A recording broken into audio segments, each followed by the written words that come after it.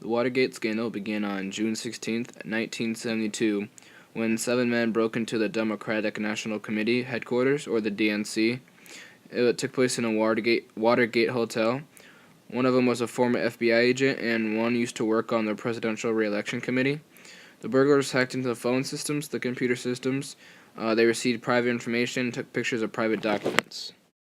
The next day, on June 17th, the security guard by the name of Frank Wills found tape on the locks. He immediately called the cops. 5 of the burglars were arrested. The other 2 got away and went to destroy all the evidence. A few days later, after the break-in, President Nixon arranged to provide $100,000 for the burglars, just to keep the burglars quiet of what they already knew.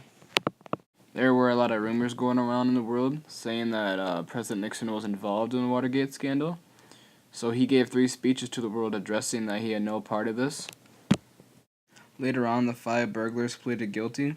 The other 2 burglars from the beginning that got away, they eventually were caught down and arrested, and they got convicted in January of 1973. During the trialing of the burglars, they said Nixon was involved, causing the world to riot and wonder if the president really was. President Nixon had tapes of private meetings and calls he held in the Oval Office about the Watergate scandal. After hearing that information, the Supreme Court ordered President Nixon to release his tapes to them. President Nixon released his tapes, and the Supreme Court played them for evidence. And at that moment, there was a specific amount of evidence that found that President Nixon was involved with the Watergate scandal.